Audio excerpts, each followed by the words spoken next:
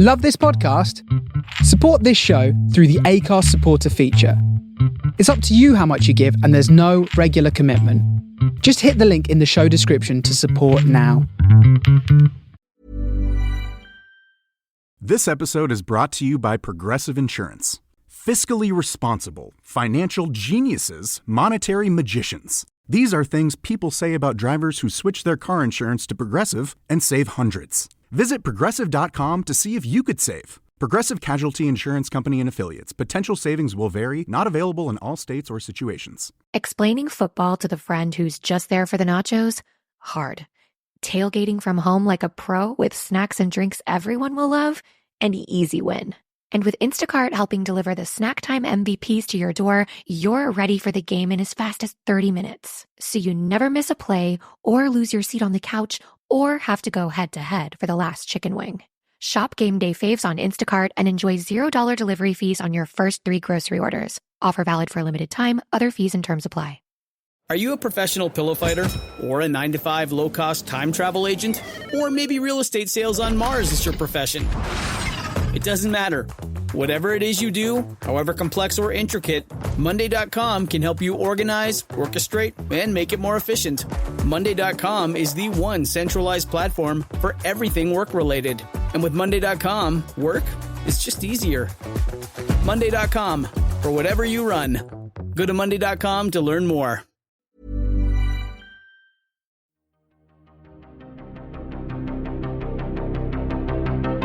This is Writers on Film, the only podcast dedicated to books on cinema.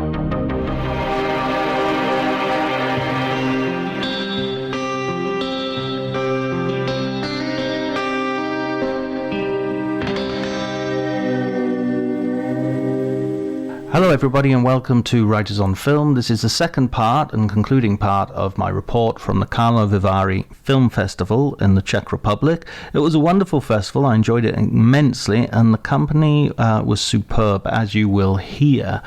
I talked to a variety of writers to get their takes on the films and also on the festival experience generally. I'm kicking off with Damon Wise. He's a great writer. He's written for Empire and a lot of different places, The Guardian, The Guide, a lot of different places, and he's currently writing for Deadline.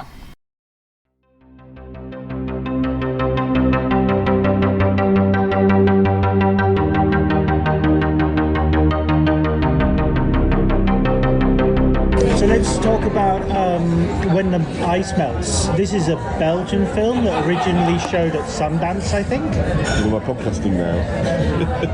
We've been podcasting all along. I know. You don't know what I'm going to like leave the in, what I'm going to take out. It's like the end of The Shining. It's going to turn out I've been podcasting all the way through this festival. You've always been the podcaster. I am podcast. So what do you want me to talk about? When the Ice Melts, the Belgian film.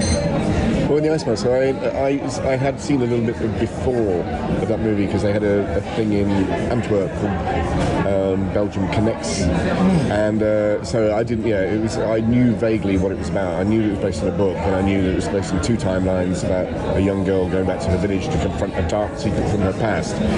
But even so, I wasn't quite prepared for how dark it was going to get. Now, bear in mind, I didn't see it. I saw it on my computer late at night, so it probably had a very small effect on me. But it certainly is one of the most powerful endings I've seen in a long time.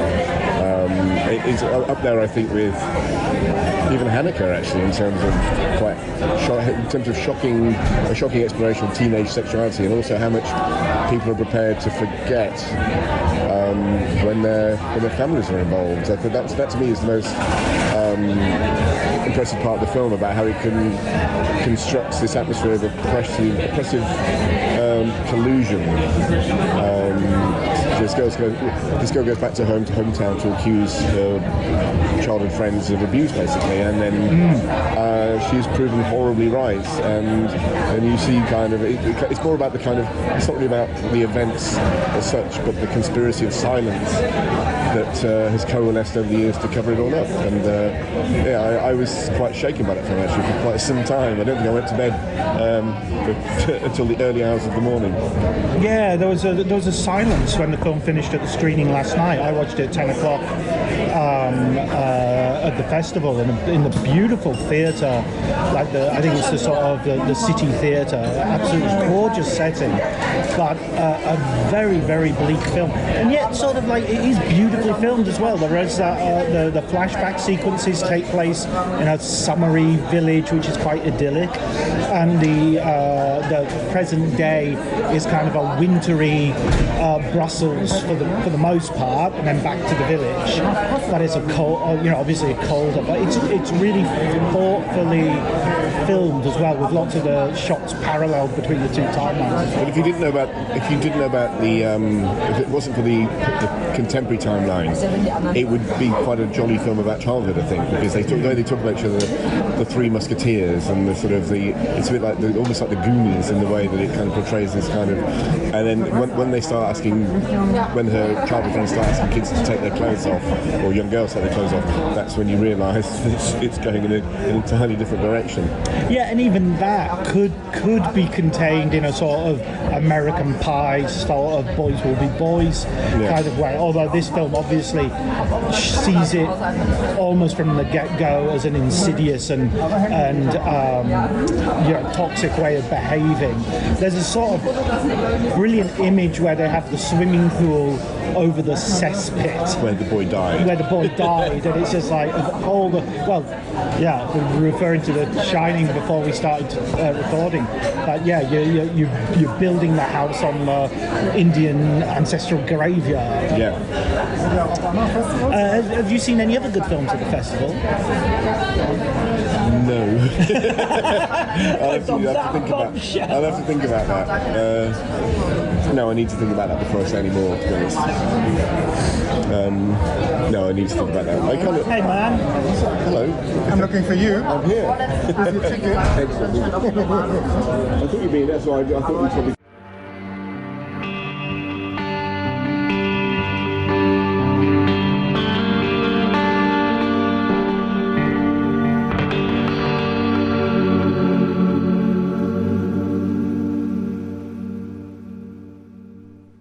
Now I'm going to talk to Ben Dalton, who writes for Screen, but he predominantly writes news pieces for Screen, and he asked me to make it clear that these opinions that he is stating in this interview are purely on a personal basis and are not representative of the opinions of his publication. Okay, Ben Dalton. Oh dear. I'm collecting tape for my for the podcast. Okay. So what's the name of the film again, Ben? The Czech title is Bod obovny. In English, it's Restore Point. Okay. And so what were you just saying before I turned on the recorder? It's a very professionally done film. Perhaps slightly more than you might expect for a debut feature for a lot of the key collaborators. First feature for the director, producer, cinematographer, first lead role for the lead actress. And it is already set for release in Czech cinemas, but feels like it could manage to get some international play as well. It's very influenced by directors who've worked in Hollywood on such films, the name likes of Christopher Nolan, Denis Villeneuve. It's got that kind of feel to it. Obviously it's a lower budget, but very technically adept and engaging.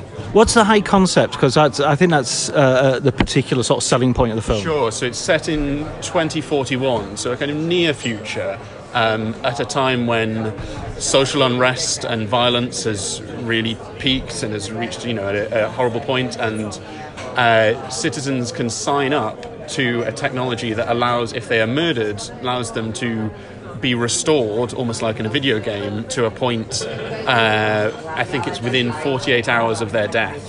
But in the film, this technology is at risk of being taken over by private corporations who may not have it in the best interest of the people. And that's the concept through which this police detective has to investigate a couple who have been murdered beyond that realm, so it seems that they're not going to be able to be restored. that's... It has a sort of Rick and Morty feel to it. Does it manage to escape that? Or Black Mirror, maybe? Yes, it's... I wouldn't say sort of po-faced, but in the way of Christopher Nolan, it's not comic. It's not played for laughs. It's serious, and it sort of, but it manages that tone well.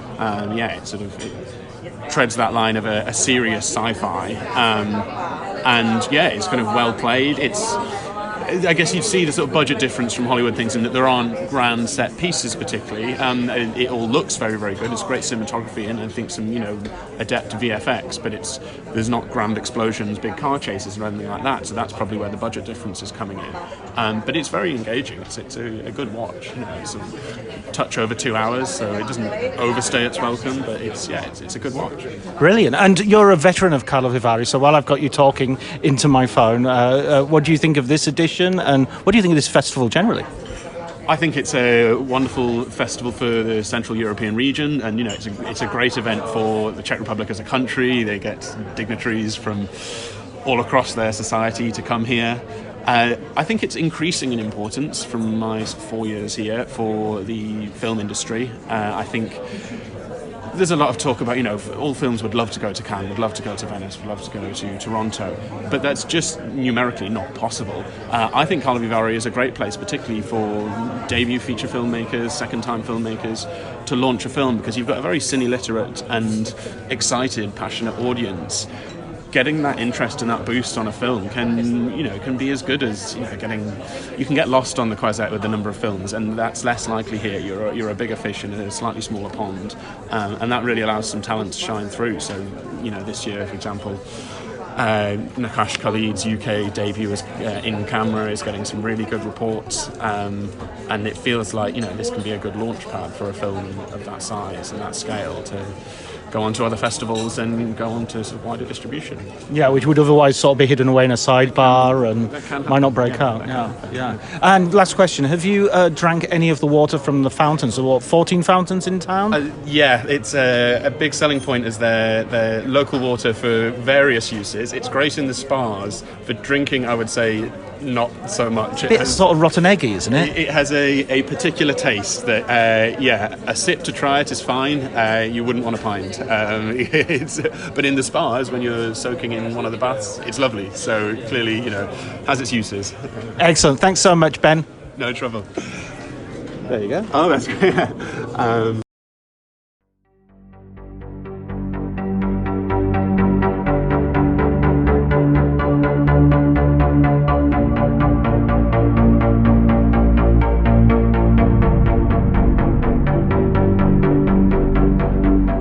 Great pleasure to talk to the artistic director of the film festival, Karel Och. So it was I'm kicking myself. I missed Master and Commander because it was 35 mil. Oh, god damn it! Oh, now you made me feel worse. That's one of my favourite films. My top 10 sight and sound favourite films. Yeah? That's in wow. No, I insisted this one. I picked on purpose, not just because it's the anniversary, but also I think it's underseen and it should be praised more because I think it's a masterpiece, and I rewatched it after 20 years now, and I saw different things in it, which is so. I mean, it's such a romantic film. Yeah. I mean, there's no woman, and it's a romance. I don't say you necessarily need a woman to have a romance, but it feels like it doesn't matter, like what gender it is. It's just a strongly romantic film. Oh, absolutely! It's absolutely a beautiful film about friendship. Yeah. So I wanted to know, this being my first time, I've heard a lot about the festival from other people. What's sort of the history of the festival? What's the sort of, what's the origin story?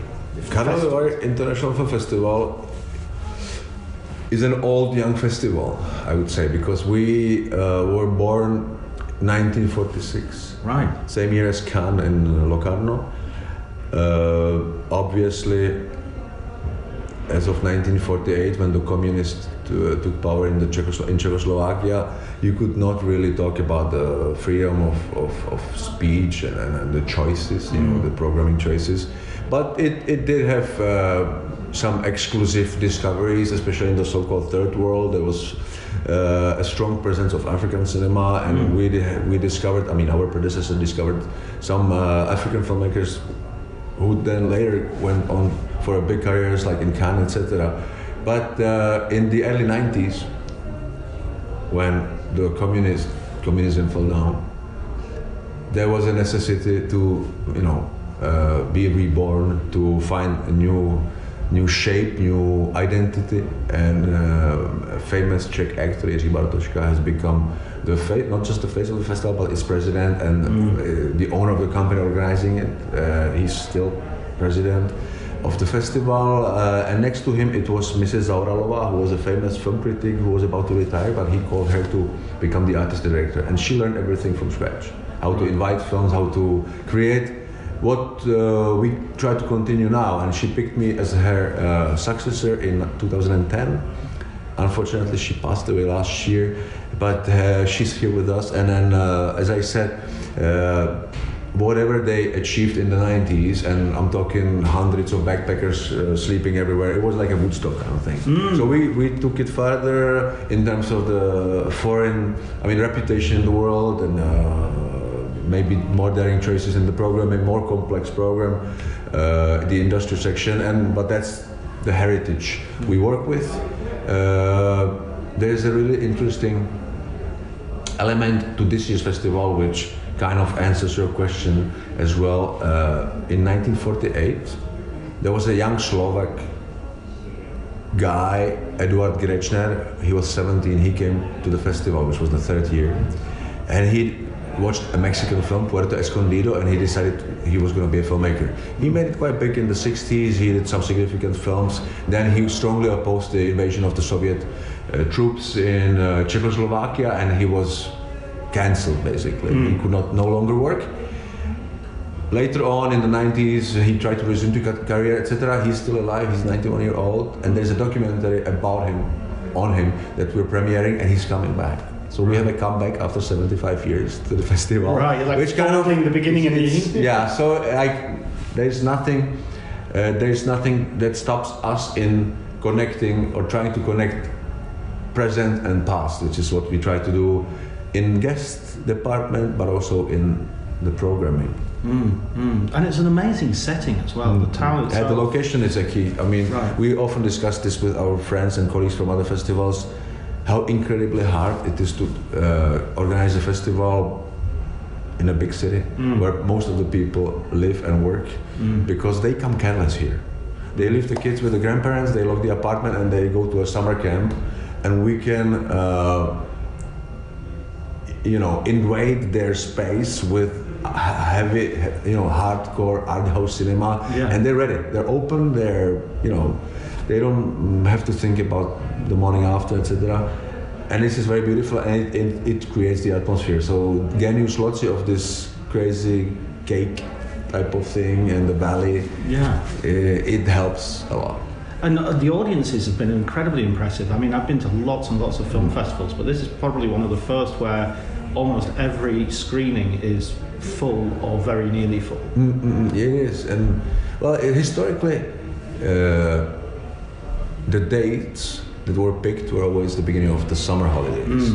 So it is kind of in the notion or in the mental space of every youngster who's interested in a film to go to Karlovy Vary and to start the summer with it, right? So you end the school and you come here, and my older son, he's 15 now, and he's watched 5-6 movies because his vacations are starting now. Obviously, people take vacations.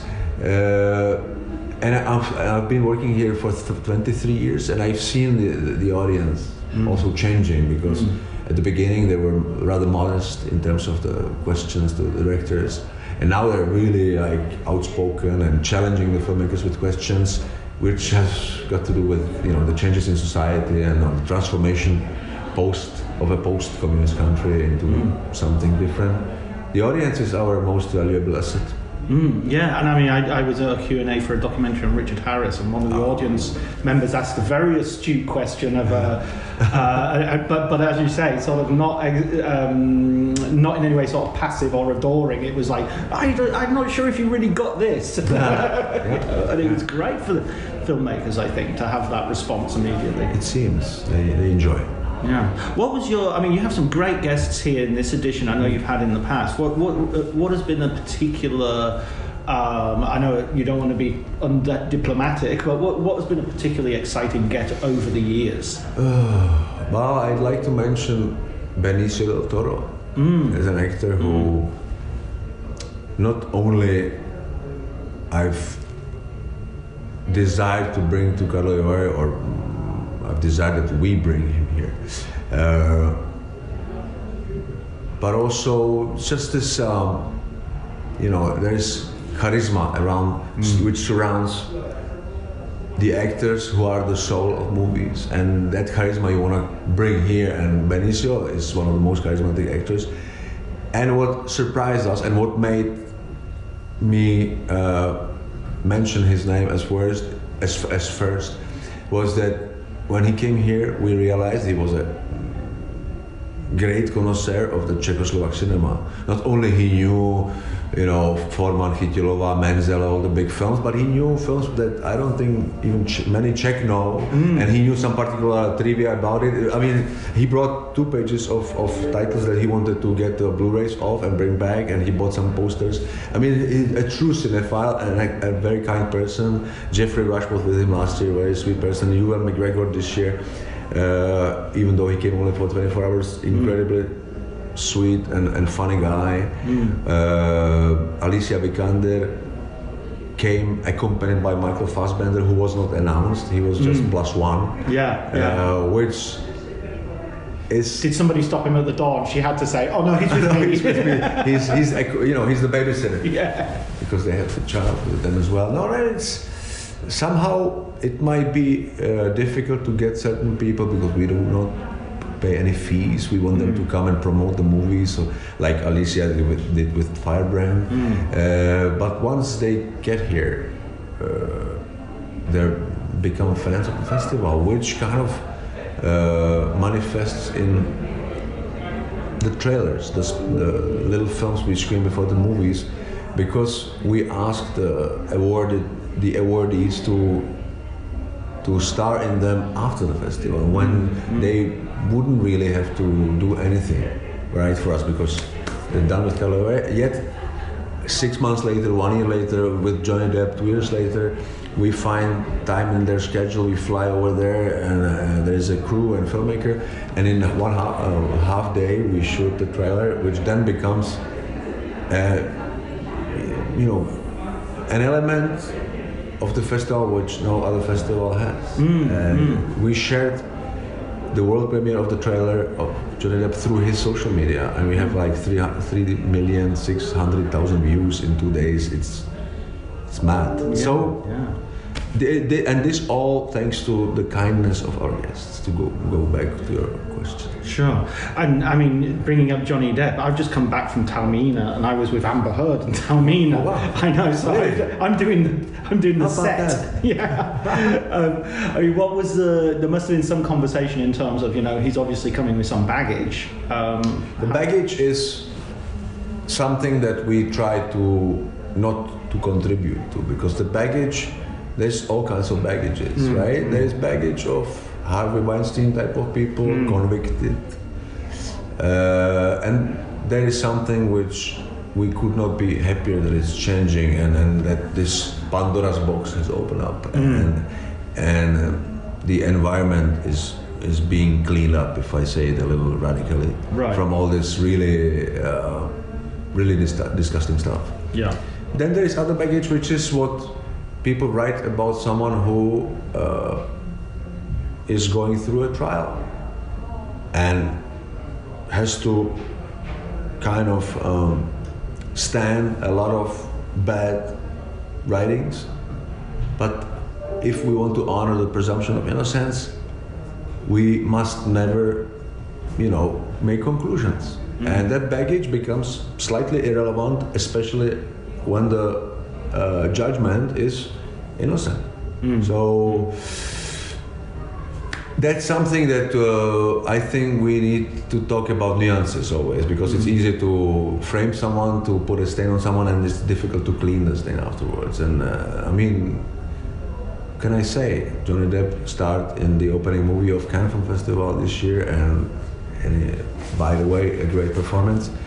And so that type of baggage we consider to dismiss. Yeah. I don't want to interrupt you, but I have to. Here's journalist from Romania. So last question. Okay.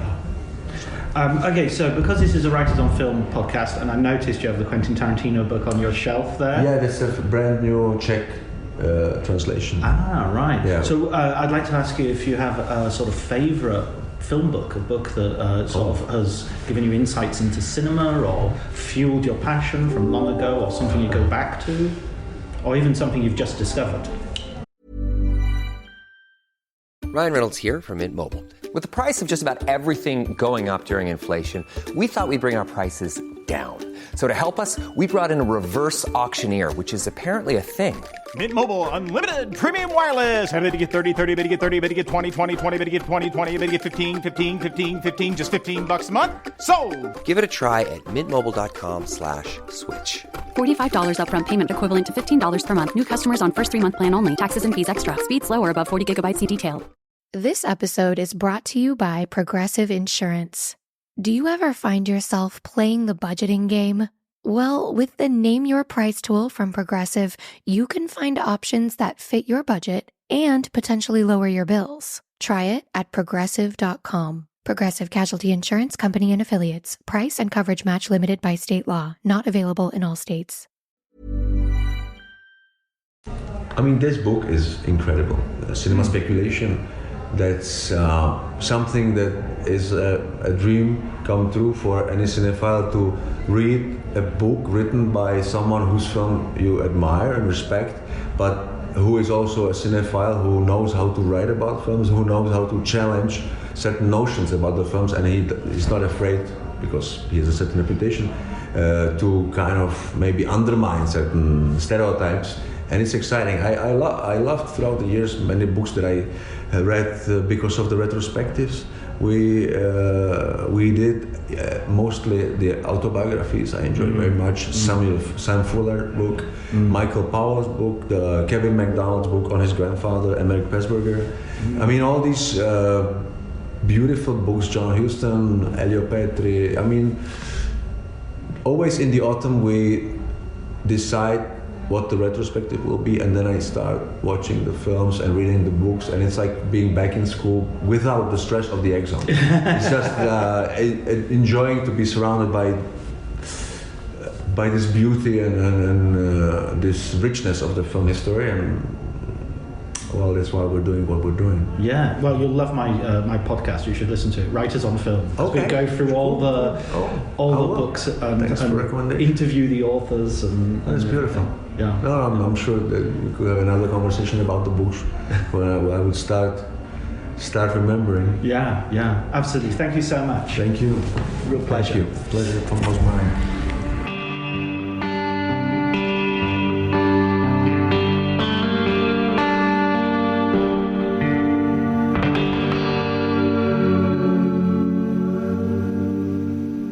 Ben Nicholson is a writer with The Verdict, as his work has appeared in many magazines, including Sight and Sound and CineView. And he's talking about a new film by a British director, a debut feature film called In Camera. So this is our conversation. What are you writing for, by the way, Ben? Film Verdict. Oh, of course, yes, you mentioned that the other day. Yeah. I mean, I'm going to do a CineView roundup. Right. Which is the bit that I like doing, because it means I can just go and see what I want and then write a little thing about it. The Film Verdict's the bit where I'm constantly writing, going and seeing, I've got deadlines, 6-7 reviews to do throughout the festival. Oh wow, great stuff. So it's great, but it's such a different experience for a festival to what I was doing 2 years ago. When I came to Vary in 2020, well, before the pandemic, I guess now, like I would have come and done my CineView piece. So I'd have come, spent 5 days watching whatever I wanted, maybe pitch something to Sight and Sound if I saw something that was UK and thought it was, but otherwise I get on the plane and I write up my favourite 7 films in 100 words each for CineView, and I send it off, and Vary love it, and it's great. So it was working perfectly well, and then you had to go and ruin it. And then I had to go and ruin it. I started to work for a trade, and it's a very different. I spend more time in my hotel room than I used to. That's a weird thing. Yeah, me too. I'm doing a lot of writing in hotel rooms. I just kind of, and I get sent links to stuff if we can't see things. And I'm like, at Rotterdam, there was one day where I was like, I don't think I'm going to see anything in the cinema today. Yeah.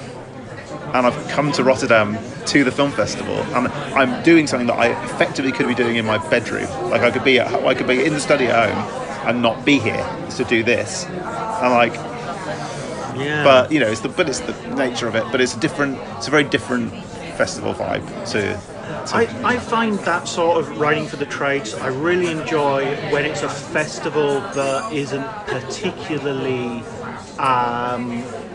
For instance, I don't think I'd like to write for a trade for Cannes. Because I really want to go and see the movies. I don't want to be deadlining and pick the one movie and then that's your day. Which potentially it's not quite that bad, but it can be. I can be like, right, well, I've seen The Thing. Now, although there are 3 more things on, I really need to go back to the hotel and write that thing up so that And we're lucky that we're not. It's not quite so. It's not quite so dogmatic as that.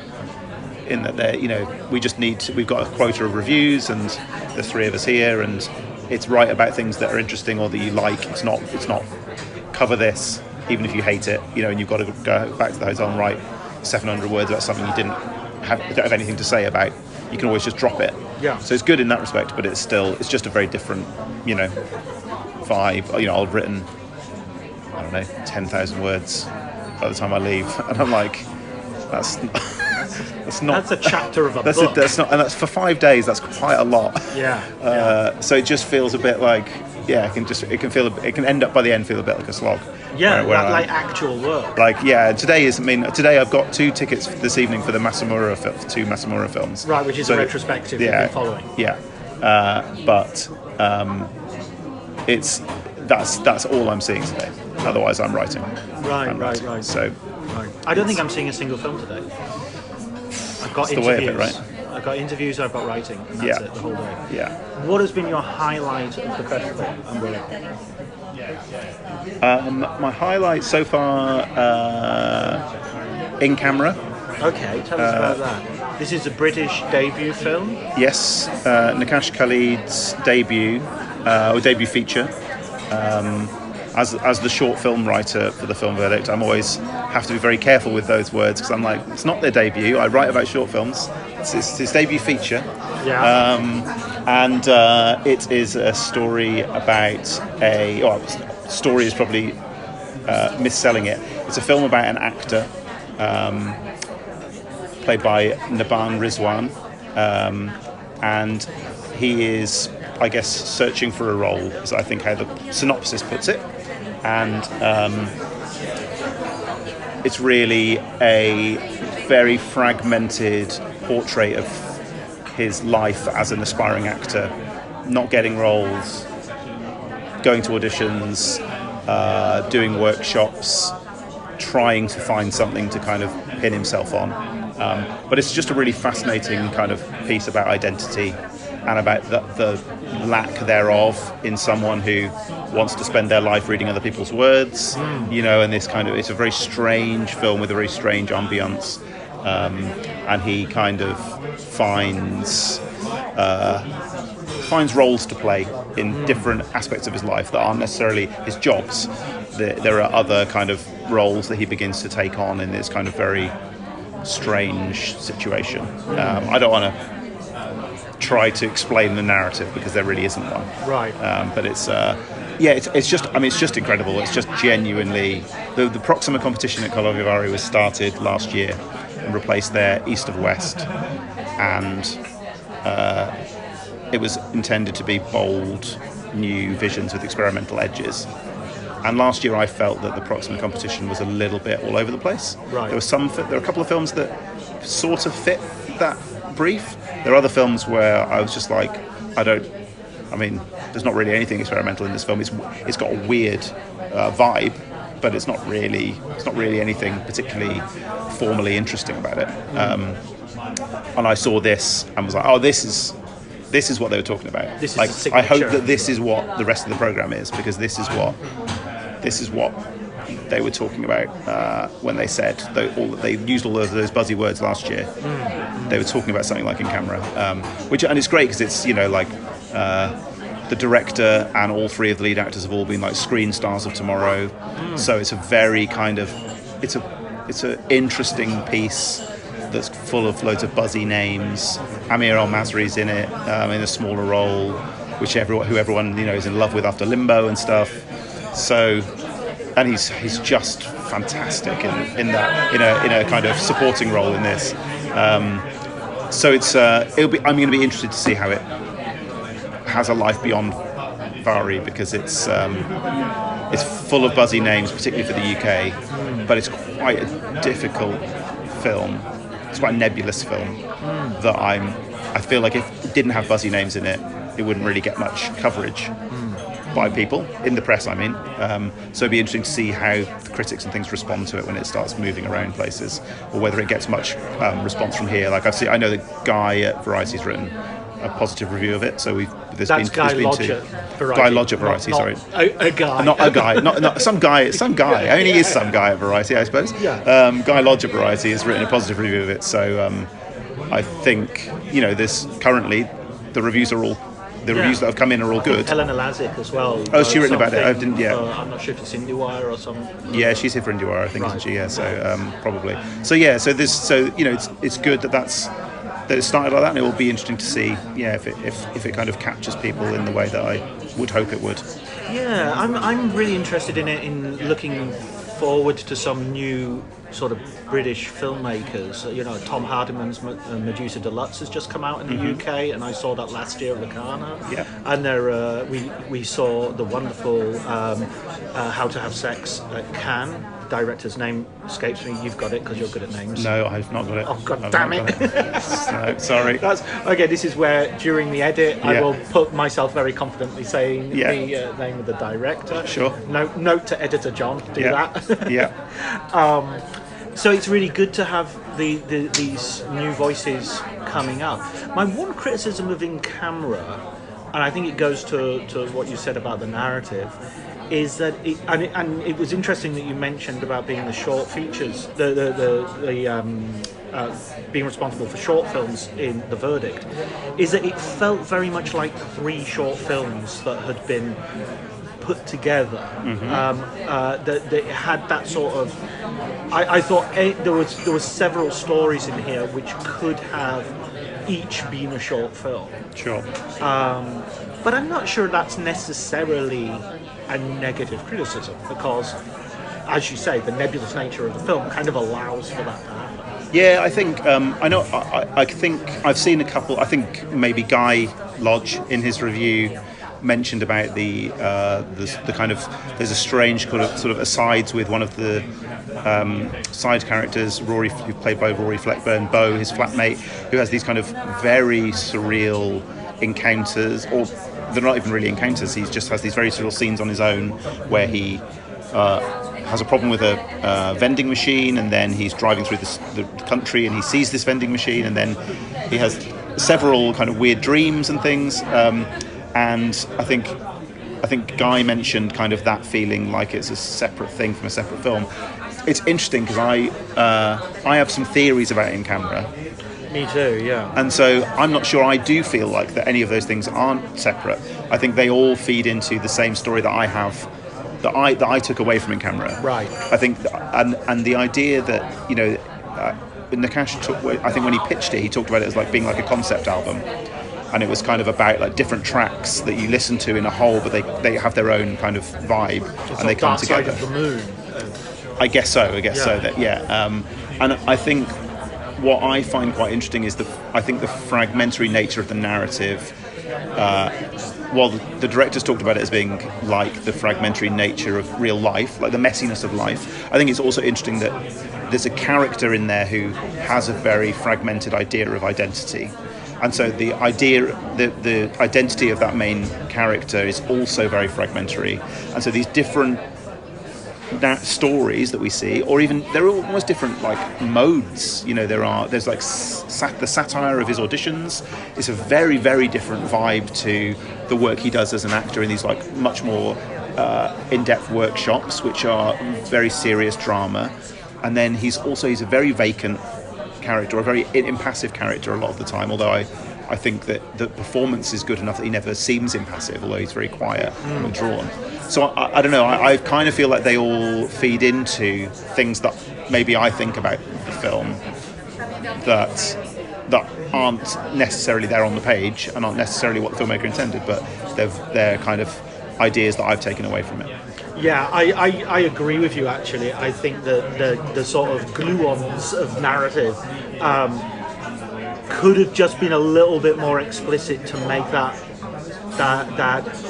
to communicate that more to the audience. Yeah. But then again, that means making it into a different film, and I'm not sure that's our job as critics to sort of suggest that. Exactly. And I mean, I spoke to Nakash about that when I asked him, did he feel pressure from the outside or from himself to make the film less difficult? Yeah. And he basically said, I treated this film as if I was never going to make a film again. So I made the film I wanted to make, and he was like, I didn't not take on board criticism or not take on board other people's ideas, but I was very, very sure that I knew the film I wanted to make.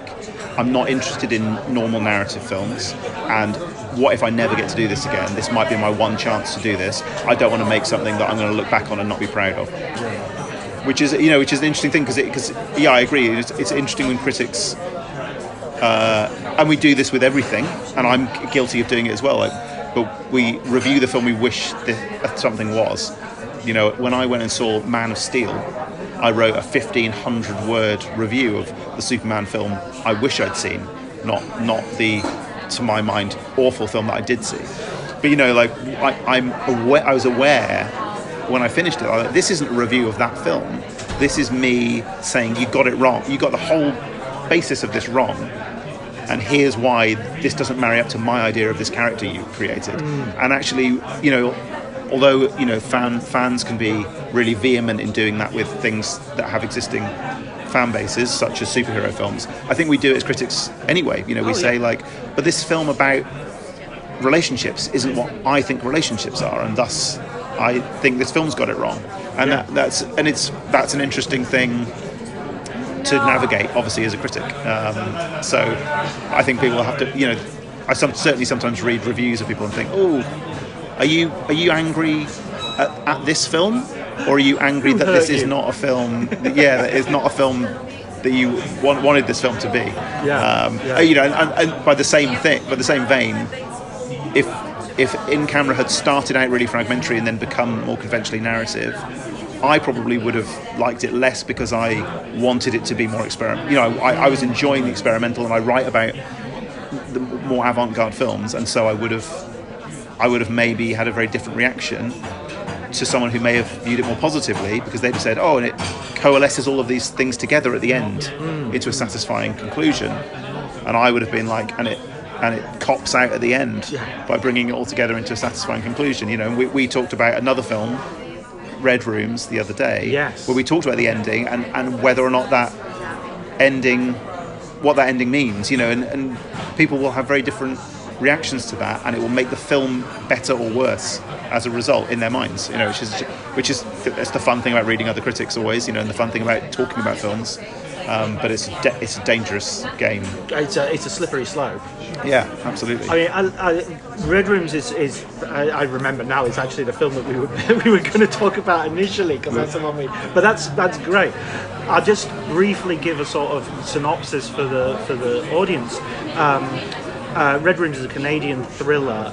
And it's about a woman who is a sort of high-end model, and she also seems to make a living with some sort of trading and some professional poker, and she's obsessed with a trial of a serial killer who is connected to the internet because he was also running a series of red rooms in which he would broadcast videos of his tortures and murders of young women. It is a really stylistic thriller.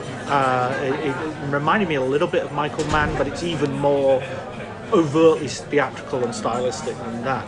And yet it really does something with a genre where I thought I'd kind of seen everything, and I was a little bit going in. I was a little bit cautious. I wasn't particularly looking forward to seeing it, and it was just riveting from beginning to end. What was your take of it? Yeah, I mean, I find it really gripping, and it has a very distinct mood, which is kind of withdrawn and icy and calculating, and I think is intended to reflect to some degree its main character, but at the same time it's never kind of cold in the sense that we feel disconnected. You're absolutely invested in what's happening, maybe just not necessarily invested in the character herself, but you're invested in the strangeness of this situation, particularly this idea of her and this other young woman that she meets who are effectively fangirls of this person who's on trial, and yeah, it's a really compulsive film that is it's a bit like watching a car crash, not in the sense that you can't take your eyes away from something awful, but just that you're aware of how repulsive, effectively, this character, what's implied about these characters is, and yet they're all very hard to look at. They're magnetic, which is a fascinating thing to do with a film, and it's why I think potentially a lot of people will find it troubling for that reason. But I think that's intended, and that I think that's you kind of have a knot in your stomach through a lot of it, because you just can't quite believe what you're seeing and that someone can behave in the way they are. There's a scene where the central character hacks into someone's emails, the mother of one of the victims, so quickly and knowledgeably that I really felt my stomach fall out at that moment, because it was such a horrific. She basically used "Have I been pawned?" website to see if someone's passwords had been leaked, and then used the dark web to find the data leak that had the person's passwords in, and then goes into the email, and in the email finds an email with the reset code for the alarm on the person's house. And she does all this in 60 seconds, and you're watching the screens as she's doing it, and it was the whole you're kind of glimpsing behind the curtain here of someone that's very difficult to empathise with, and for most audience members is the furthest thing from what they are, and yet it's gripping, and you can't quite look, because you kind of want to know what's driving her, what's next. And then the ending means that none of those questions are ever really answered, because the ending is so ambiguous that it, or makes ambiguous everything you've seen before it. And you've got this also thing that she's a model by profession, so she's this magnetically beautiful woman as well. So the halo effect means that we are likely to ascribe positive attributes to someone who's beautiful. Sure.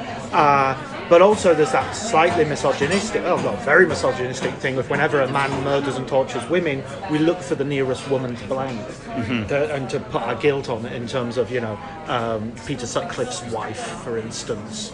Got huge amounts of blame of sort of how could she not have known? Well, she wasn't the one going out and killing women with hammers, but she seemed to get a disproportionate amount of blame, as if she was almost equal to Peter in terms of what he'd been doing. Fascinating, thoughtful film. I'm looking forward to speaking to the director later and getting into his head about it. Well, thanks, Ben. It's been great talking to you. No worries. Thanks a lot. That's super duper lemon scooper. So you don't like Pink Floyd? I know it's by your wincing. No, it's more just that you're a yes man. It's the go-to concept album. I didn't want to say yes, but I mean, there's a lot more of them. No, but I was like, is it? I didn't want to say it is. But I thought Darker Side of the Moon because of the lunacy aspect. Yeah, that's it wasn't fair, ran. Fair. No, but it's that's what it wasn't. It wasn't a Pink Floyd thing. It was a. Is it Dark Side of the Moon? And is that just an easy concept? And I was like, I don't have time to have that conversation Yeah. now on this. So that's why I paused. That was my pause. Was to Right. go, was I wanted to go like, I don't know. Is it a Dark Side of the Moon? Do I need to find Brilliant. What's is there a different album, a different concept album that I think it is more like. But yeah, I'm not entirely convinced.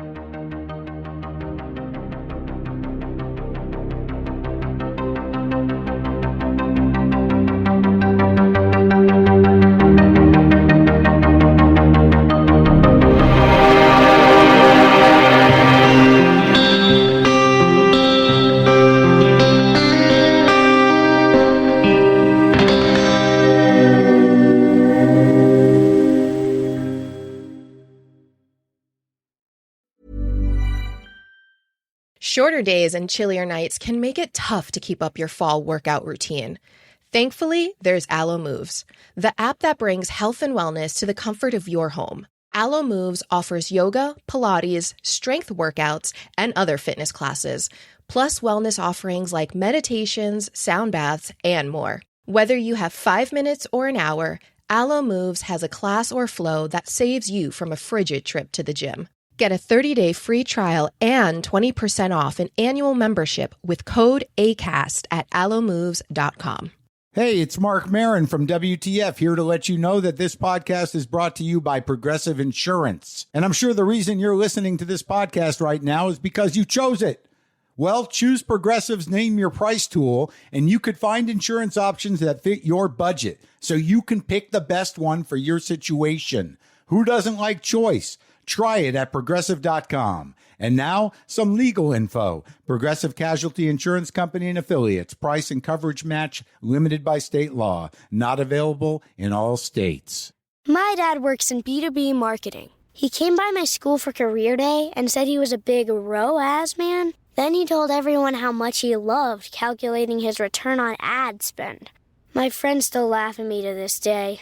Not everyone gets B2B, but with LinkedIn, you'll be able to reach people who do. Get a $100 credit on your next ad campaign. Go to linkedin.com/results to claim your credit. That's linkedin.com/results. Terms and conditions apply. LinkedIn, the place to be, to be.